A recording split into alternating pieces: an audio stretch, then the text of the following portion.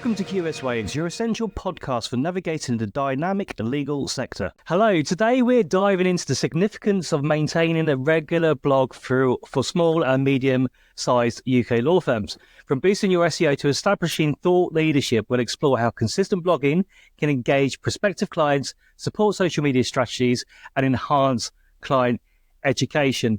As always, I am joined by Scott Younger. Good afternoon, sir. How are you? I'm very good, Damien. How are you? I'm not bad. A bit tired, but that's we'll be okay. Yeah, busy and tired. I think they're good things. Right. So blogging, it's incredibly important. I think that's the thing that we can probably say right off the bat is that we'll go through all the reasons why blogging is important, but it's hugely important. That's why we're talking about it.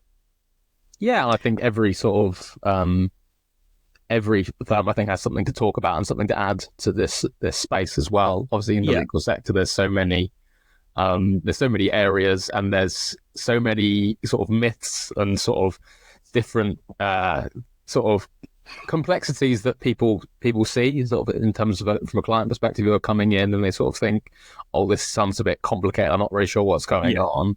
I feel definitely within the legal sector there's such a big opportunity for firms to help demystify areas of law and help explain them to prospective clients and break down these topics that are seen as quite complex into sort of easy, sort of more digestible ways of talking about these things. I think blogs are a great way to do that.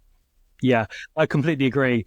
I think there are some people that still think, and I'm sure, because I see it in their eyes sometimes, I go, oh, blogging's important. I see that glazed look, come over. It's like, people blog about holidays and food. But no, that was maybe 20 years ago, and blogging has moved on a lot since, and it is a crucial part to ensuring you get more people coming to your website. Mm-hmm. As one of the many benefits of it, which kind of leads me into what we will talk about first when it comes to blogging, and that's the search engine optimization part of blogging. So I'll go through a couple of things and then we'll perhaps discuss that. So I think what we need to make sure it's clear that a regular blog content improves the search engine optimization by targeting keywords. Now we've talked about keywords in the past, so we don't need to go into specifically what they are.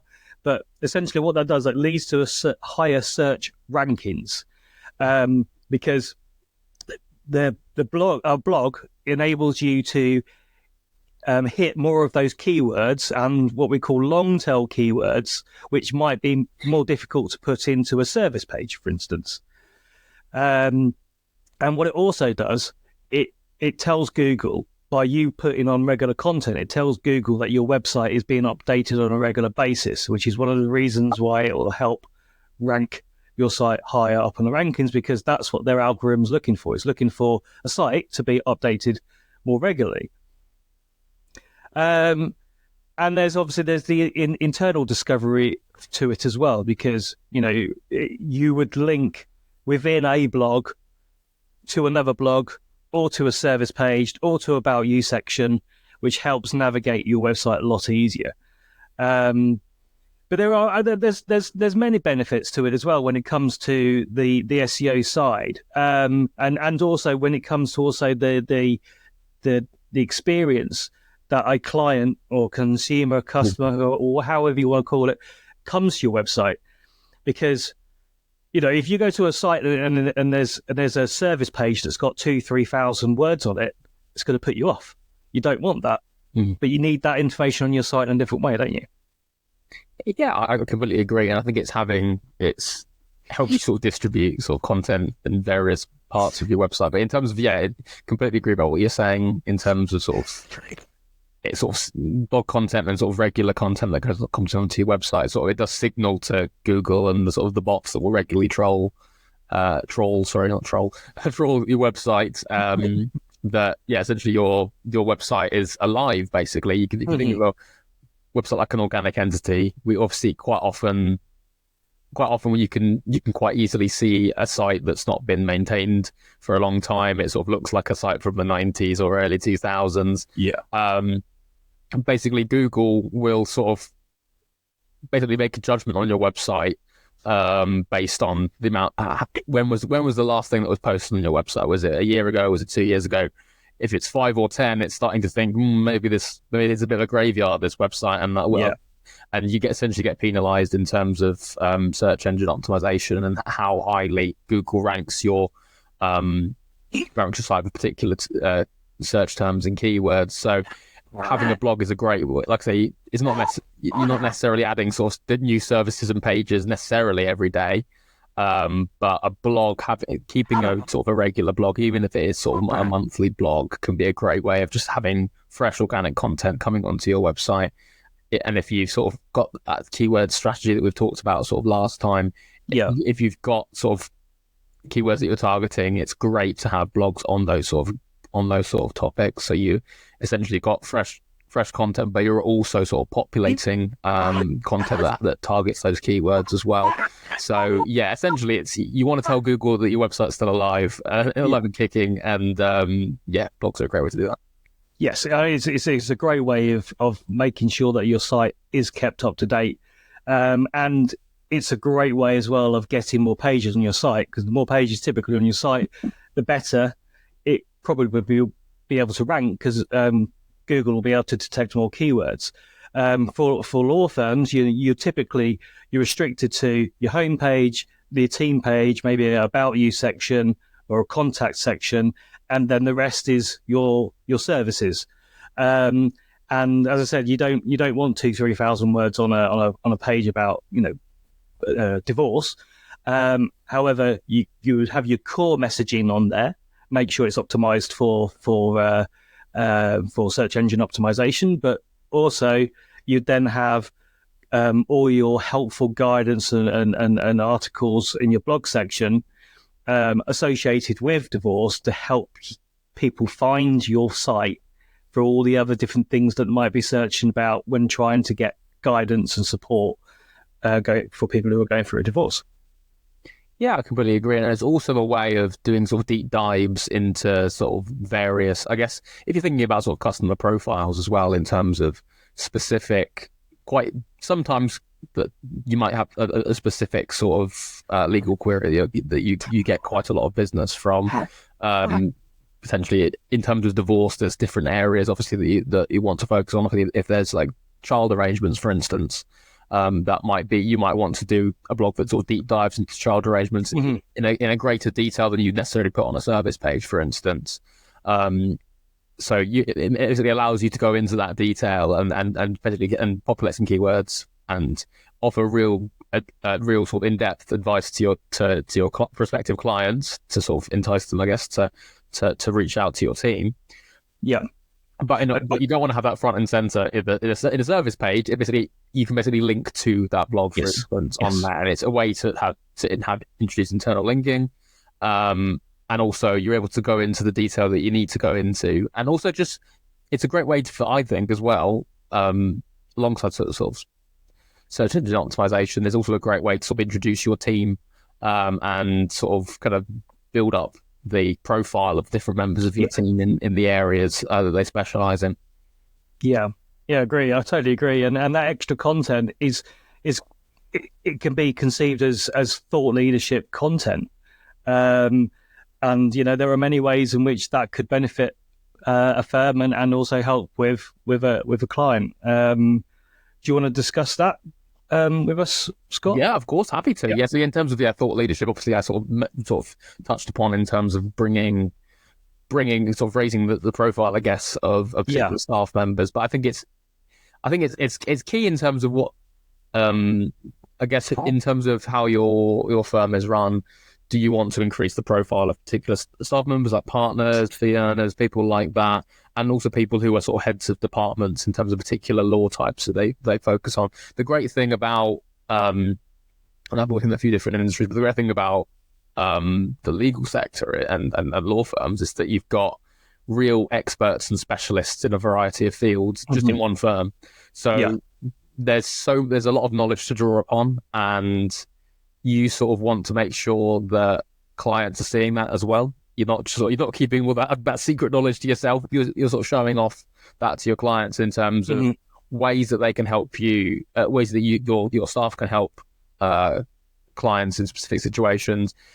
In terms of sort of leadership, so I guess what we mean by that is basically sort of raising the profile and having sort of basically having specific staff members who are seen as sort of experts in their field, and having sort of and showing that knowledge they have in particular sort of law areas. So if you've got someone who focuses on sort of family law, what can they bring to that space? How can you show that they've got relevant expertise in that area? And just sort of essentially, it's not necessarily picking up your staff. It is just allowing them to explore their knowledge and share that with prospective clients, because that's what people are looking for a lot of the time. When you're looking for a law firm, you do want people to know what they're talking about, and you do want to have that expertise that they can draw upon and feel trusted that they can sort of have that when they're sort of progressing their case with you. So I think it is a key thing, and I think blogs can be a great way to do that. Yeah, I completely agree. And with the individuals in the firm being the experts, it builds trust, builds that authority and trust that they know what they're talking about. These are experts, and with that, there are other benefits as well that come with it, which might not necessarily be top of the agenda, but they could be potential media opportunities for the people who have written these blogs, that they go on to podcasts like what we're doing now, or even guest written content on our websites. And not only does that help keep that person or establish that person as a thought leader and a trusted leader, but it all goes back to that firm as well. The firm being reputable and trusted within that service space. Exactly. And of course, you don't just have to always rely on the services or directly going through the what people typically will be looking for when it comes to a service. You can also blog on up to date and current legal issues. So if there's something that's transpired through a law change or something like that, then that is it's a great opportunity to be able to go and create a piece of content on that. Yeah, even if it's like an opinion piece, because I think in terms of sort of industry press and sort of publications like the Law Society, they're often sort of looking for, I guess, opinion pieces or people who can comment on various sort of regulatory changes or legal changes. So there's a lot you can get involved with, and obviously I think people always have different opinions on certain things. You obviously don't want to go too controversial with it, but if there's a particular thing that you're very passionate about within your sector and within the particular law types that you specialize in, there's no harm in talking about it. And I think that may potentially shift the focus a little bit away from sort of clients, but in terms of sort of building up your profile within the industry as well, is not necessarily something to shy away from, because that can lead to opportunities, and it can definitely raise the profile of your business as well within the industry. Yeah, and again, it could be industry specific, or even for commercial customers, having case studies and things like that. If you've got something that a case that you can clearly show how somebody has benefited from working with your firm, that's great for the commercial market. And definitely, if you've got cases based around potentially trending stories at the time. Obviously we had the sort of scandal at the post office going on at the moment. I'm not necessarily saying that's the only thing, but if there's a particular sort of legal dispute going on that you have, and there's been high profile cases that you've been involved in, and that members of staff can comment on various things, that could also be an avenue to talk about, and I guess also sort of establish sort of thought leadership within something that has already gained press attention. So I think the other thing that we probably need to mention is, just because you're writing blogs on a regular basis doesn't necessarily mean your site is going to, hopefully, fingers crossed, rank better. but it doesn't necessarily mean that more people will come to your site or see that content. So there are ways in which we can get that content out in front of potential clients, and that would be through social media. No, definitely. I think I think social media is a key way of particularly getting blogs out there, because a lot of the time people aren't necessarily going directly to websites. They're going on social media, and then from there they're saying, "Oh, that's interesting," and then they'll click on a link to the website. So a lot of the time, if you want to get your blog seen by people, it's good to also have that on social media. It's also something that Google looks at in terms of having sort of it's being linked and looked at from elsewhere. Yeah. There's sort of a bit more of a diversity in terms of where the traffic's coming from. So I think, you've got, and into what you've got really, you've got a whole range of obviously social media platforms to choose from, but it does really help increase your brand visibility. And obviously most of your clients will be on some sort of social media platform, especially I think with the younger generation. And that's sort of the way they are accessing legal services is more sort of digital first. And so if you're able to have your blogs linked to or shared on social media, it helps increase that visibility as well, and helps build up your brand. Firms should have a social media content strategy, but certainly from a law firm perspective, it can be difficult to have new and frequent ideas about what content you're going to put on social media. So by utilizing your blogs, you have content there that you can share.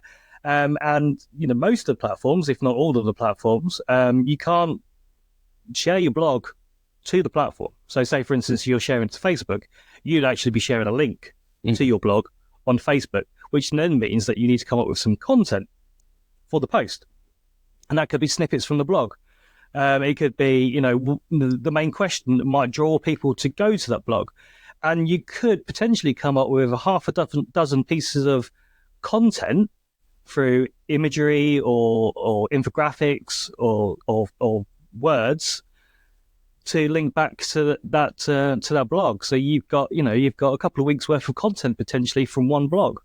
You can even go a step further if you are someone who isn't afraid to step in front of a camera.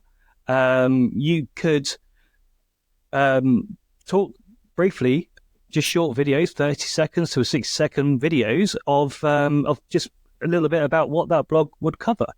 Again, from a individual perspective, that really does help propel you as a thought leader and as an expert within that sector. Definitely, I think it's also really kind of important to have that presence on social media as well, and having, like I say, you've got blogs, you can talk about sharing them on social media. There's also you also can use them in other ways. So you can use them for email. They can be the basis for an email campaign, for instance, as well. If you're doing particular focus on conveyancing, and you've got a blog that's all about sort of facts and questions, FAQs about conveyancing, that's a great thing to include as part of that email campaign. That can sort of help. Again, sort of demystify that. It can be part of something that you regularly send out to sort of people just starting the conveyancing process. So there's a lot. Blogs the great thing about blogs as well, that they're very versatile. You can use them and sort of adapt the various situations.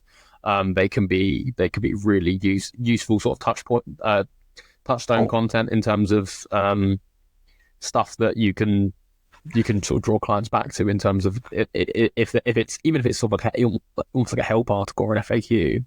It's sort of like, these are sort of the common issues that we have that may arise. This is sort of how we deal with them, things like that, to help reassure as well.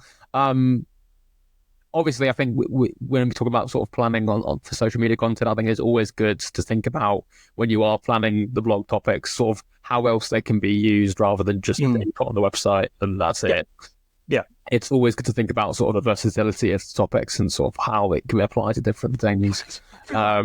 And I think it can spark discussions. There's a whole range of things that can be done. And blogs are a great way to support any sort of marketing strategies and campaigns that you are running as well.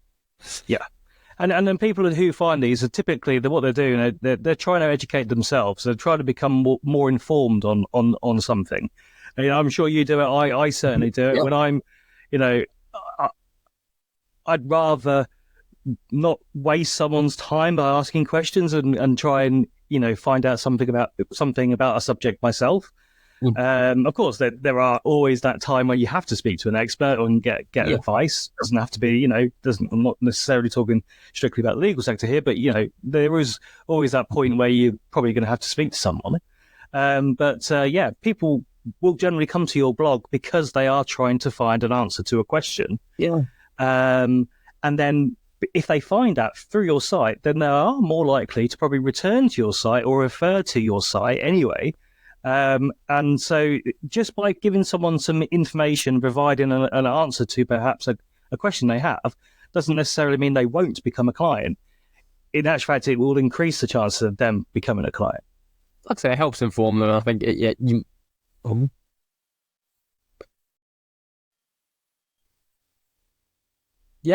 helps inform them. It helps get your essentially get your clients to be able to sort of understand what's sort of going on in that particular law type. So in terms of, obviously, if I'm going through the process of a divorce and I don't know much about it, I'll want to go in and find out what the basics are, because obviously as a client, you're sort of wanting to at least know a little bit about it before you go into it, so you're not sort of surprised by what's going on. You're not going into it completely blind.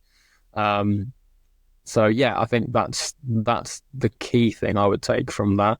I think that it's really important to have that sense of, again, it's sort of the expertise in that area and having that real power to show clients that you know what you're talking about and to help them develop their knowledge along with you, I think is really key. Yeah, you are. And in terms of about right. about talking points, we can talk about sort of how there is also the role that they have, blogs, in terms of educating clients. In terms of, you can, like I say, you can explore in-depth legal topics.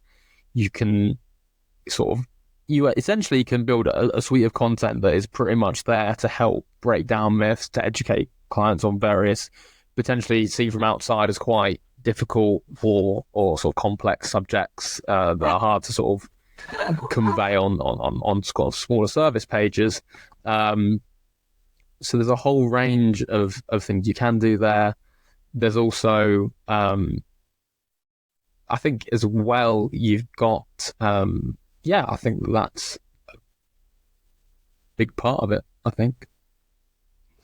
Thank you very much. I think you're bang on the money there. And so just sort of to recap what we've covered in today's episode, we've talked about how blogging can help enhance the search engine optimization of a website. It establishes you as a thought leader, you as your firm and personnel within your firm. It helps you engage with prospective clients. It helps support your social media strategies, and it keeps your clients educated, which is always a good thing. Well, Scott, thank you very much for being my co-host today for today's episode. And thank you for tuning into this episode of QS Waves. We hope you found these insights helpful for your marketing efforts. Don't forget to visit us at www.growwithqs.com for more resources and information on how you can help your firm grow. If you have any questions or need further assistance, feel free to reach us at marketing@qualitysolicitors.com. And until next time, keep making waves in your marketing strategies.